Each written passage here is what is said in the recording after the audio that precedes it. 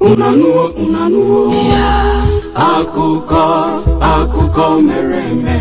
akụkọ mere eme ya ka ejiri bịa n'Ogene TV kinụrụ Ogene TV.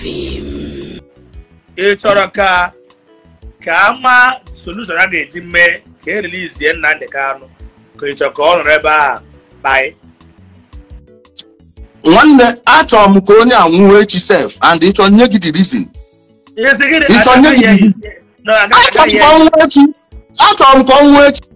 Ijele 2 kidney has failed. King of the game, the 2 kidney has failed. According to news reaching me now, allegedly on Ijele page, King of the game, that his 2 kidney has failed after he has eaten poison inside the prison. My people, this is not fair. I saw people on their platform writing Ijele rest in peace. And today news is very bad that his 2 kidney has failed all of a sudden. Like play, butterfly just enter inside bush. How could Ijele go inside prison and come back as a dead body? My people. Simon Enta, in fact, has blocked everybody. I was able to get him online the other day. He said that you're guilty. Nobody can talk to that young man apart from Nnamdi Kanu. Nnamdi Kanu has given me a series of messages to leave him.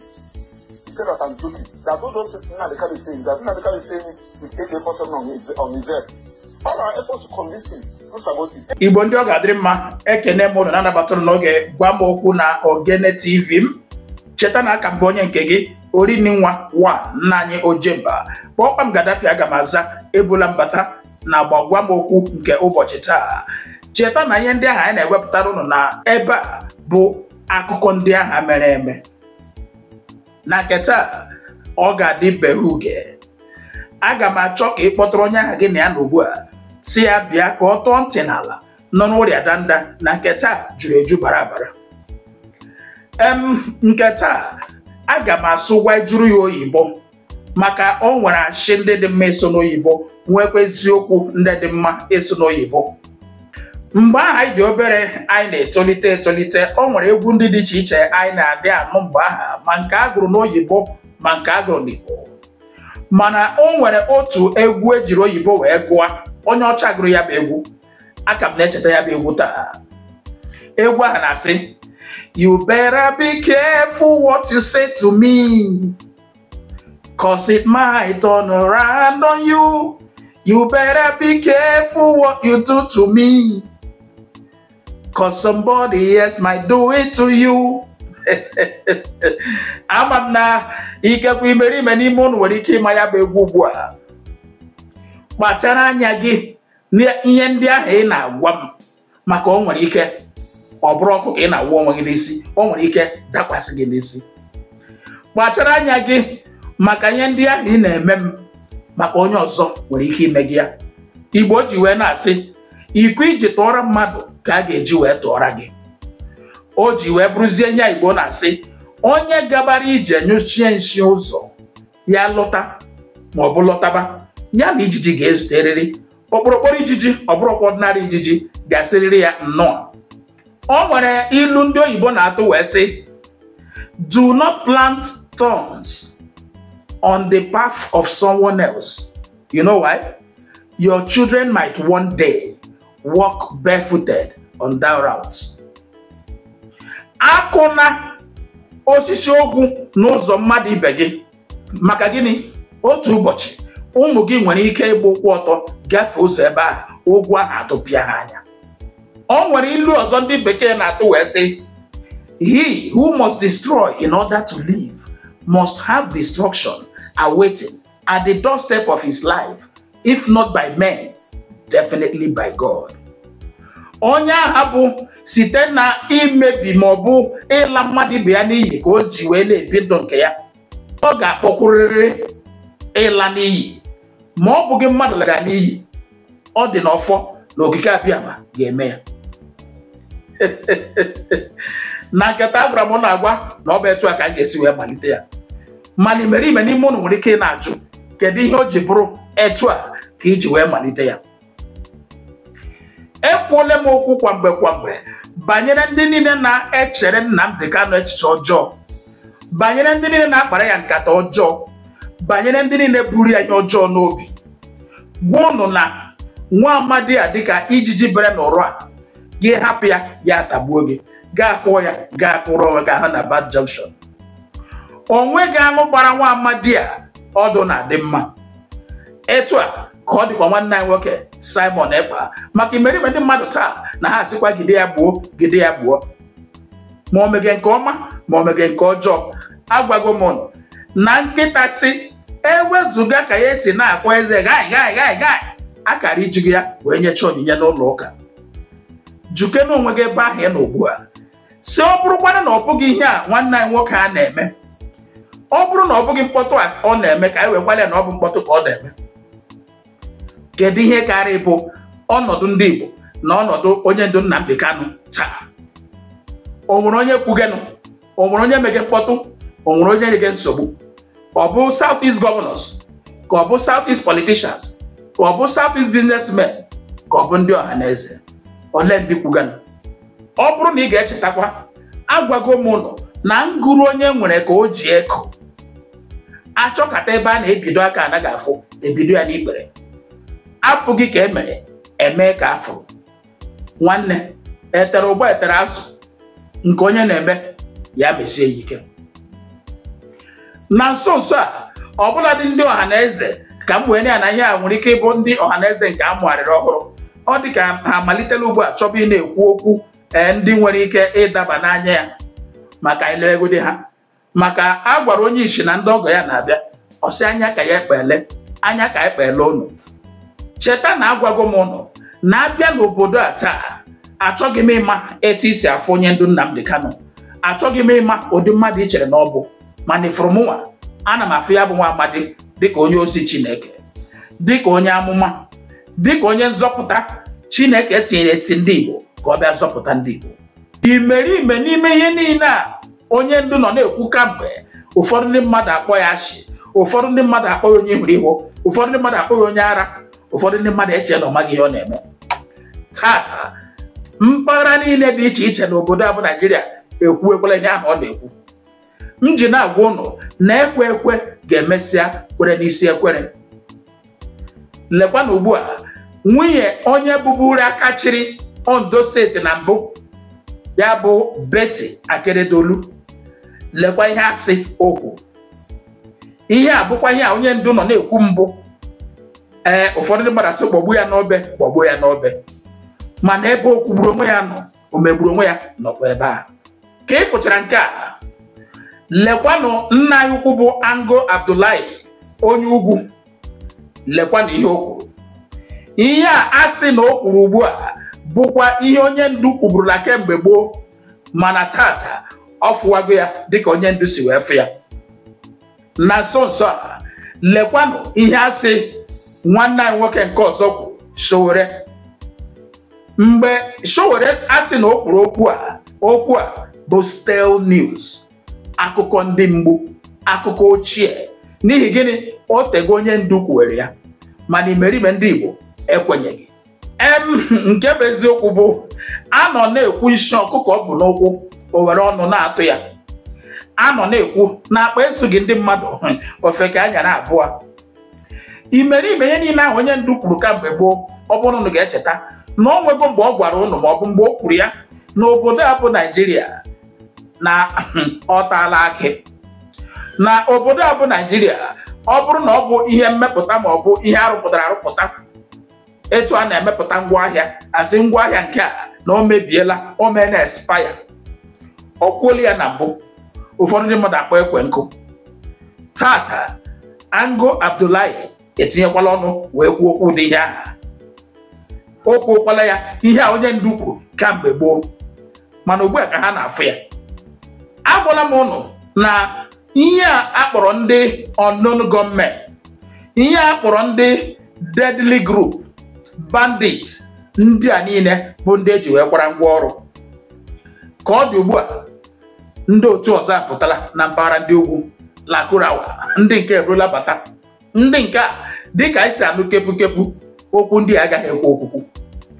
Mana ihe na-agbagwoju m anya bụ na Southeast politicians enweghị ụzọ ha esi ejikere onwe ha, enweghị ụzọ ha esi eke nkwụcha, maka na asị nkwụcha abụghị ụjọ. Mana ka ọ dị taa, ọ bụrụ na otu dị iche iche, grupu niile dị iche iche, mpaghara dị iche iche n'obodo a bụ Naijiria taa ebidogo wee kwube wee fụba ihe a onye ndu kwuru na mbụ, ihe a ọ fụrụ na mbụ, ọ bụ na enweghị ike ịyọ nwa amadi a mgbaghara, tendara ya an unreserved apology maka ihe ejisigide ya gbuo tata ọ dịbago ire. Ọ bụrụ na ọbụladị malite mgbe onye ndu nọ na-ekwu okwu a ruo taa, imerime ndị mpaghara ndị ọzọ bidogoro kwuba ụdị ihe ahụ ma ọ bụ fụba ụdị ihe ahụ, na ndị Southeast enwebe nke ha na-afụ, Southeast politicians enwebe nke ha na-ekwu, Southeast politicians enwebe ka ha si eme nkwado. Ọ bụrụ ya bụ ihe a ndị Igbo na-asị, onye yiri nkịrịka akwa agwa ya nkịrịka okwu.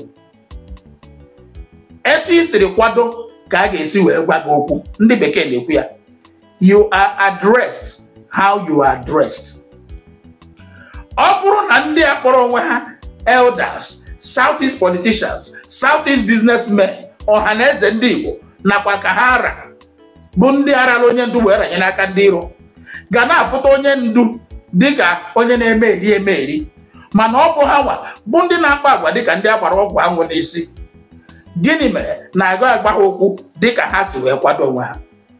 Ọkwa ụdị agwa ndị a ha na-akpa mere onye ndu nwere ike iji kwuo ụdị okwu a gụọ ihe ahụ o kwuru ugbu a. Mmadụ enweghị ike ịkwado n'onwe ya n'ụzọ pụrụ iche, agwa ya okwu n'ụzọ pụrụ iche. Onye mee onwe ya ka osikapa, ụmụaka abụọ ya. Onye mee onwe ya ka osisi, ngwere arịa ya elu. Iji gosikwa ụnụ na imerime ndị a ihe ọma na-agba afọ, ndị osure jiri shikwa aka, ndị a dị mma ha anyụcha nsị ha atụgharịa rie ya, mana mamịa na-eme ha anyụcha ha esi ebe ha bulie wee pụọ. Ndị ahụ eburukwala mkpamkpa ha wee banye Abia steeti iji ga mkpamkpa nyere otu steeti na otu gọvanọ dịka akọ na uche ya o zutere oke ime ihe ndị mmadụ nwere ike ịfụ anya, ime ihe ga-abara ndị ọ na-achị achị uru. Na nso nso a ka anyị nụrụ na gọvanọ Abia steeti nyere ịgụ akwụkwọ n'efu, free education. Na nso nso akwa ka ndị omekome abụlebe ebe ahụ ga na-eme arụ na mpụ dị iche iche iji kpọọ nkịta ahụ ọjọọ enwe ike wee gbuo ya. Ọ bụrụ na eziokwu na mmadụ dịka Omoyele Sowore nwere ike ịfụ ma ọ bụkwa ụdị okwu a, na Naijiria ga-ekewarịrị tupu Igbo aga n'ihu. Aga m afụtazi ndị a na-ekwu otu obodo, otu Naijiria, na-achọghị ka Igbo kewaa, na-achọghị iji ntị wee nụrụ na ndị Igbo kwesịrị ịnwere onwe ha dịka ndị na-achọ ka Igbo gaa n'ihu. Maka ọ bụrụ na mmadụ dịka Sowore nwere ike ikwu okwu a, ya bụ na o jighị edukwa uche ya wee tụlee ma lee fụ ụdị ihe dị etu a, ihe ọ ga-apụtazi bụ na ndị a na-agbachi ụzọ, ndị a na-agba mbọ ịfụ na ihe dị etu emeghị, achọghị ọganihu ndị Igbo. Cheta na ana m agwa ụnụ na onye ara nwere enyi. Ifuru onye ara, o nwere enyi.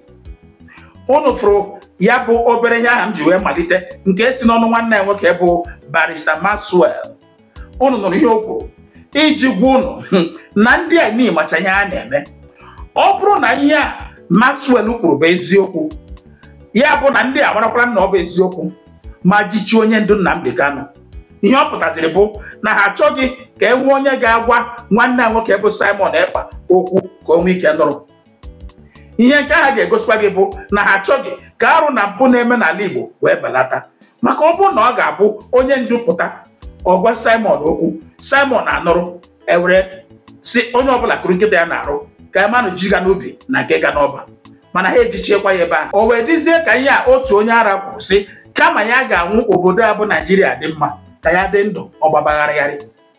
Ya bụ kama ha ga-ahapụ onye ndu ya pụta gwa Simon okwu ala Igbo adị mma, ka ha ejichie ya ebe a, Simon meekwana ihe ọ na-eme ka ala Igbo gbagharịgharị. mana nsogbu adịghị. Ọ bụrụ m na-eme onye igwe mgbe ọ pụrụ n'ugwu ọkwa ụkpara na-ere ọsị ya na ahụ mmanụ. Atụrụ nyụrụ ebe ọ na-edina igwuzo ọtọ akara ya mma. Ọkụkọ nyụrụ ebe ọ na-edina ibere n'elu akara ya mma. Ha che na ha na-eme ndị Igbo, ha amaghị na ha na-eme onwe ha. Jije na onye ndu nwanne ya nwoke bụkwanụ Simon Ekpa na-eme nke ị na-eme, maka na ọ bụ na ịgbachi nkịtị dịka onye niile si gbachi nkịtị, a ga-apịnye onye ndu dịka ọkụ. Ebe ụlọ na ọnwụ nụkwa na-achọghị itinye ọnụ si hapụ onye ndu ka ihe ahụ ike belata. Nsogbu adịghị. Ụnụ nwa bụ ndị gọvanọ mebe na ihe ụnụ mege. South East politicians mebe na nke ụnụ na-eme. South East businessmen na-akpa na ego ụnụ na-akpa. Were nụ ndụ ndị Igbo, were n'ala Igbo wee kparaba ego, maka na oyibo sịrị asị, in every crisis there must be a beneficiary. Ihe niile amega n'ala Igbo, o nwere ndị si ebe ahụ abaga ụba, mana nsogbu adịghị. Dịka m na-aga n'iru ugbu a, o nwere ụmụ obere ihe ndị m ga-egosi unu. Ihe m ga-egosi unu, otu n'ime ha ikekwa nwere ike ime ụnụ ghọta na ọbụladị mgbe ahụ onye ndu na-ekwu na obodo a bụ Naijiria bụ obodo ụmụ anụmanụ, otu onye apụtara taa si ya ekwenyeghị n'ime ya. Mgbe ahụ nọ na-ekwu na ya ekwenyeghịkwa n'ime ya, ka nwunye onye nke chịbụrụ Ondo na mbụ bịakwara ugbu a asị na o kwuru dị ihe ahụ. Mana nwanne anyị nwoke bụ Dele Farotimi si na ya ekwenyeghị na ya, na ọ bụrụ dị na ya nwere ike ikwe na ihe niile onye ndu Nnamdi Kanu kwuru, ya ekwenyeghị na nke a. Aga m agwa ụnụ ihe bụ ebumnobi ya o ji kwuo ihe a, maka na amaghị m uche onye eji n'ala, mana ọ ga-amasị m ka iji ntị gị wee nụrụ ya, wee anya gị wee kirie ya. Ka m gosi ụnụ ihe ndị a ugbu a ka ọ nọkirie ha. Ọrịa ahụ yiri dibịa ọgwụgwọ, ọrịa ahụ yiri dibịa ọgwụgwọ, now wetin be the name of that sickness wey don introduce you to plenty doctors, still yet no result? Jiximore, e go treat am one hand. Na before dem talk say some sickness na obrina chocha, but now obrina Jiximore, whether na cancer o, fibroid o, stroke o, or you be man, your King James no dey respond well. No worry yourself, make you use Jiximore natural product because e no dey fear any sickness at all. No let that yeye sickness send you to early grave. My brother, no grief any sickness o. No allow anybody deceive you. If no be Jiximore natural product, no drink am at all. ọrịa ahụ yiri dibịa ọgwụgwọ, Jiximore, e dey work, we dey see am. Mazi Nnamdi Kanu, in seeking to define Nigeria, he called it a zoo. You must have heard me or read me say variously that I disagree with him. That Nigeria cannot be called a zoo, because if Nigeria were to be a zoo in any other country other than Nigeria, the administrators of that zoo would be facing criminal charges in courts. If Nigeria were to be a zoo, that zoo would have lost its license to operate. If Nigeria were to be a zoo in any country other than Nigeria, the entire wide world would be up in uproar. Nigeria is not a zoo. No zoologist worthy of his name will keep animals in the condition that the Nigerian has been kept by the Nigerian state and its rulers. So I disagree with Mazi Nnamdi Kanu. There are many things he says that I agree with. Aside from methodologies, I have zero or next to nothing in relation to disagreement, to disagree when it comes to his diagnosis. But when it comes to calling Nigeria a zoo, Nigeria is not a zoo. I have also been heard calling Nigeria a jungle until I believe about a couple of years ago, I traveled out of the country and no, it's longer than that. I traveled out of the country and I went to the UK, a place I had routinely gone to for decades. I found that when I got into the UK, I couldn't function because I realized actually Nigeria is not a jungle. Jungles function on order. You can predict the seasons in the jungle. Animals know their places in the jungle. Everybody operates by divine orchestration and order. The jungle operates on law. We call that the law of nature, but the jungle operates on law. It functions on the basis of predictable order. That is the jungle. Nigeria does not function on the basis of any predictable order. The only thing that you can predict about Nigeria is that what should happen will not happen, and what shouldn't happen are the things that we have all organized. So Nigeria is not a jungle. Nigeria is the leper's colony. What is the leper's colony? I've just told you about the dilemma of the leper when the leper seeks to pick up his needle. But how do you call the Nigerian a leper? If you look to the story as told in that biblical passage, you'd find that the lepers were outside the city gates. The city gate provides protection for those within its walls. That is allegorical of a state, of a protective entity. For you to have a gate, you must have walls. As fearful as the city was, they were still behind the wall. But the lepers, they were at the gate. Not within, not without. They were not disallowed from entry, mind you. It's just that those whose beneficiaries they would have fed from are also starving because of the siege. And in any case, what was the point of going around streets where people are already hungry and hostile? So they sat at the city gate, excluded. That is how the Nigerian is routinely excluded from the society. Left out, shut out. The others were inside. The Nigerian is the leper, always at the city gate. Odima, okwo ekiriela.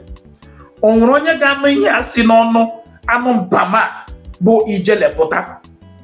Si ka ọ dịrị ya na mma. Ike iji tọrọ mmadụ ka a ga-eji wee tọrọ gị. Okpuru ihe si ya n'ọnụ wee pụta. Tata ka okeke gachara amị ndị abụ otu ya.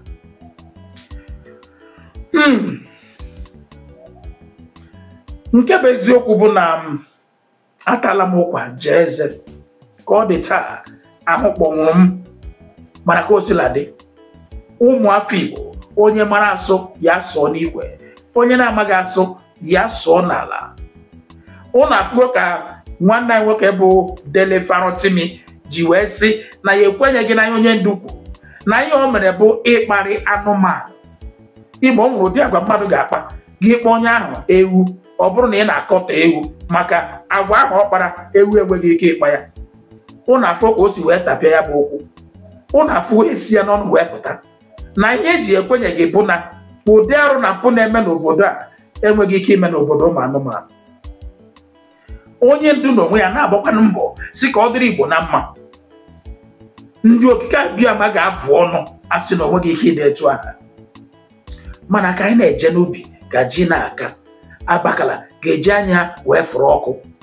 Ọ bụghị m na-eme onye igwe mgbe ọ pụrụ n'ugwu ijele onweghị ike ịdịlatara gị na mma. Mana ụwa ọzọ onweghị ike ịdịlatara gị na mma. Maka onwe ihe ahụ onye ndu mere gị iji na-echiri ụdị echiche a bụ ihe m amaghị. Mana nsogbu adịghị ka anyị lewe gị na ya. Anyị ga-ama onye ga-achị ọchị ikpeazụ maka na na-asị onye chịrị ọchị ikpeazụ na-achị nke ọma. Anyị ga-ama gị na ya onye ga-achị ọchị ikpeazụ. He who laughs last laughs the best. Ka anyị na-ene gị na ya. Ụnụ nụkwa ihe si n'ọnụ onye ndu wee pụta. Ụfọdụ ihe ndị a bụ ihe ọ na-eji obi iwe na-ekwu maka na ndị ọ na-ata abụ n'obi nọ na-ata na-apụkpọsị ya anya. Ndị ọ na-achọrọ ịnwụ maka ọdịmma ha na-achọ iji aka ha sef kwanye ya n'ime ọnwụ. Mana ka o si na dị uche Chukwu mee. Ọ dị mma tupu esi ebe a pụọ, ọ bụ na tata bụ izu ikiriri ọnụkọ na Ogene TV m, biko dododo gbaa mbọ metụrụ m aka ebe anyị edere subscribe. Ka ị na-asọskraịbụ gaa na-atụsa ozi ya ka ụmụafọ Igbo ndị ọzọ nwee ike wee fụ ya. Onwe ịchọ ka mụ na gị karịa ikekwe ya bụrụ anyị metụtara ọgwọ na ọrịa ya bụ Jiximo Miracle in a Bottle dịka m na-agwa ụlọ na ọ bụ ihe mụwa na-akpọ ya site na ihe m fụgoro n'anya site na ihe ndị ọzọ fụgoro wee gwa anyị. Agwago m ụnụ ọrịa ahụ i chere na onweghị ọgwụgwọ. Ọ bụ na ị were Jiximo tụlee ọgwọ gị ya gaa mara na ọrịa ahụ enweghị ọgwụgwọ n'eziokwu. Ọ bụla dịka ụnụ na-akpọ obiri n'aja ọcha tata obirosi n'aja ọcha dịka ụnụ nụrụ o biziri na Jiximo. Onwe ịchọ ka mụ na gị karịa akara ekwentị n'ebe a.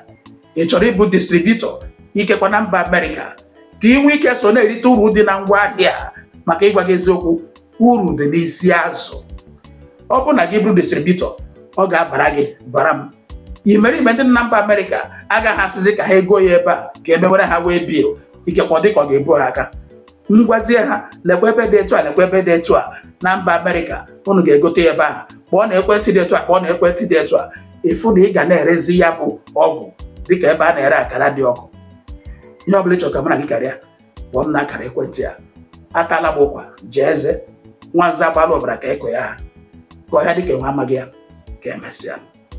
Now wetin be that sickness we don introduce you to plenty doctors yet no result. Jiximo go treat am one hand. Now before them talk say some sickness now brina jocha, but now who brina Jiximo, whether na cancer o, fibroid o, stroke o, or you be man, your King James no dey respond well. Use Jiximo product because you no dey fear any sickness at all. No let any yeye sickness send you to early grave. My brother, no grief any sickness o. No allow anybody deceive you. If no be Jiximo natural product, no drink am at all.